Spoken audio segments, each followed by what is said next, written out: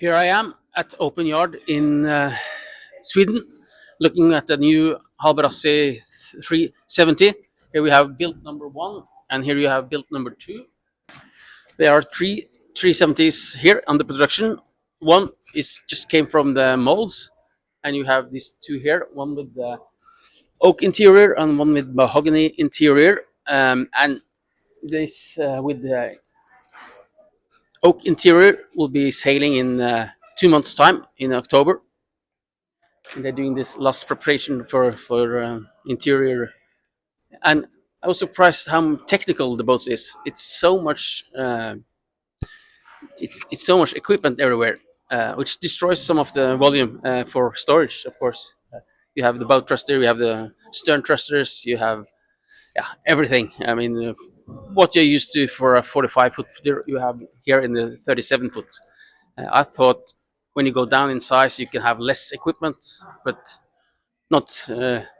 If you take a look at this 37-footer, it's got it all.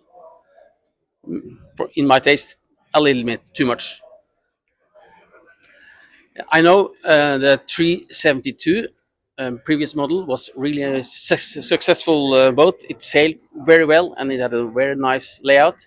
This boat, I checked the layouts, and he's got the main bulkheads on the same spot as the old 372, but you have a lot more volume in the new one, and that allows for a much bigger fore cabin with the island bed, and also you have these two armchairs in the saloon, which was not available in the old 37-footer, and it makes this boat much more luxurious and much more spacious.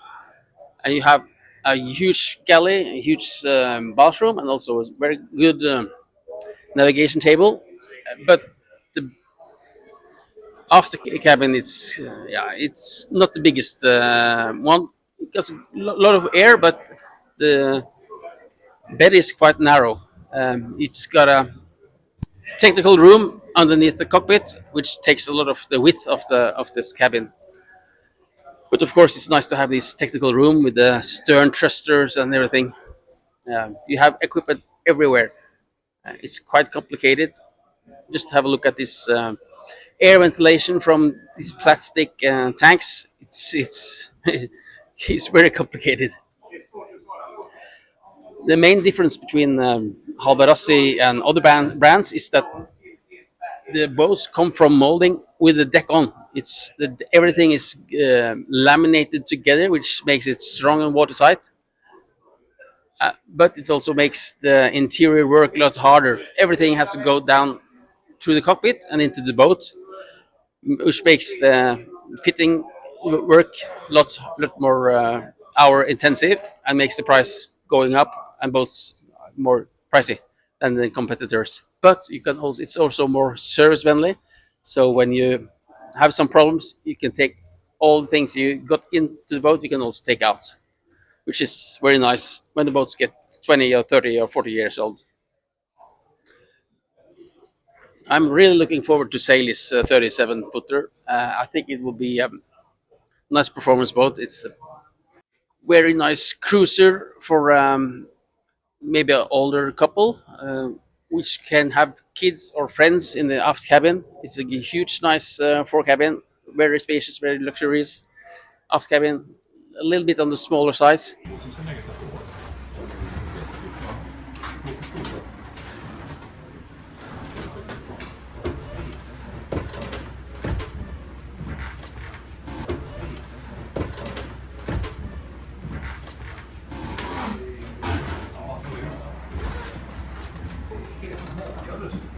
Den här rymden är ju helt fantastisk. I would like to see how the steering position is. It's got the wheels quite far back, and it's not much room behind. And I did really like the 340 steering position, which has these benches on the sides of the cockpit, and these have these traverse benches, which are quite low. Don't think you will sit there very comfortable. I like to sit on the sides, steering, but and I like it higher than the deck. But this is maybe a little bit too high. Hallberg-Rassy is using high quality stuff everywhere. But one thing I would like them to improve is using composite through holes instead of metal. But they have upgraded from brass to bronze, so it's higher quality now than previously. The boat costs 510,000 euros, ready to sail, but buyers at this type of boat will often tick out most of the equipment list, and then the price will approach €1,000,000. Buyers of Hallberg-Rassy 370 can probably afford to buy a 45-footer or a 50-footer, but it's not the money that makes them choose a smaller boat. Buyers choose a 37-footer because it's easier and more practical with a smaller boat.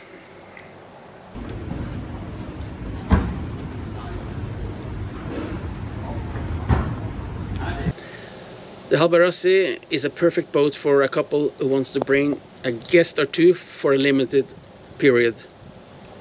One advantage of owning a smaller boat is that you can get away with less equipment. But this one has all the equipment that you normally find on the larger boat.